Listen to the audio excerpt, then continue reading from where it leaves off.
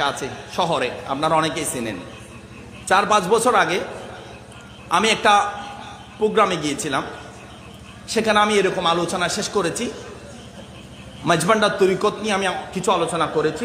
হঠাৎ করে খাবার খাইতে বসলাম, একজন ব্যক্তি আমাকে বললেন, আমি নাম ধরবো না, এটা উনি চিনে যাবেন, এই জন্য ওনার ক্যান্সার হয়েছে, ব্লাড ক্যান্সার হয়েছে।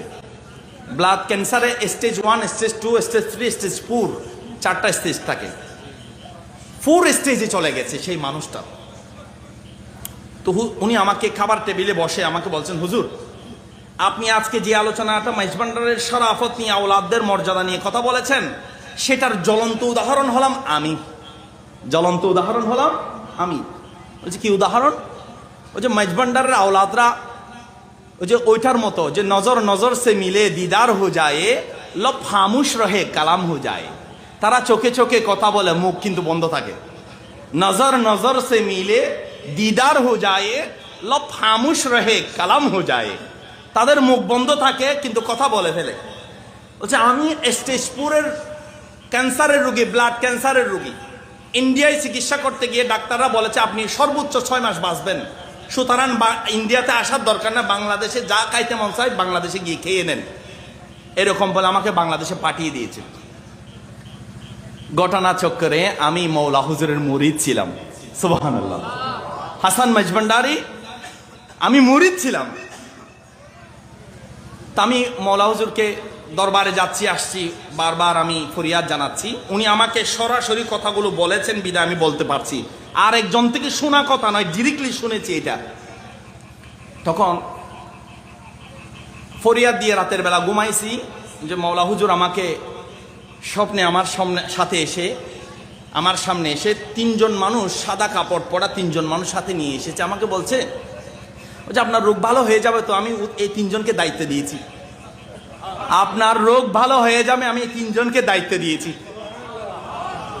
কথাগুলো এরকমই, শব্দ বলেছেন 2টা, আপনার রোগ ভালো হয়ে যাবে, আমি এই 3জনকে দায়িত্ব দিয়েছি। বলছে আমি 4জন মানুষ দেখেছি, একজন মৌলা হুজুরের চেহারায়, আর 3জন দেখেছি সাদা পোশাকে। উনি বলেছেন আপনার রোগ ভালো হয়ে যাবে, আমি ওনাদেরকে দায়িত্ব দিই। পরের দিন উঠতে না উঠতে আমি দেখলাম আমার শরীরের মধ্যে হালকা হালকা ভাব। 1 দিন যায়, 2 দিন যায়, 10, 15, 20 দিন যেতে না যেতে 1 মাস আমি অপেক্ষা করলাম।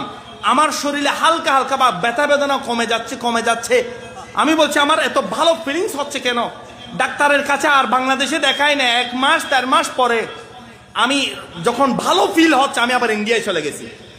ইন্ডিয়ায় চলে যাওয়ার পরে আমি ওখানে গিয়ে ডাক্তারকে বলছি, হে ডাক্তার সাহেব, আপনি আমাকে আবার ক্যান্সারের টেস্টগুলো আবার করান। আপনি বলছে কেন? বলছে আমার কেন যেন শরীরে ভালো লাগছে। বলছে আপনাকে তো 6 মাস ডেট দিয়েছে, মারা যাবেন আপনি। বলছে না, আপনি টেস্টগুলো করান।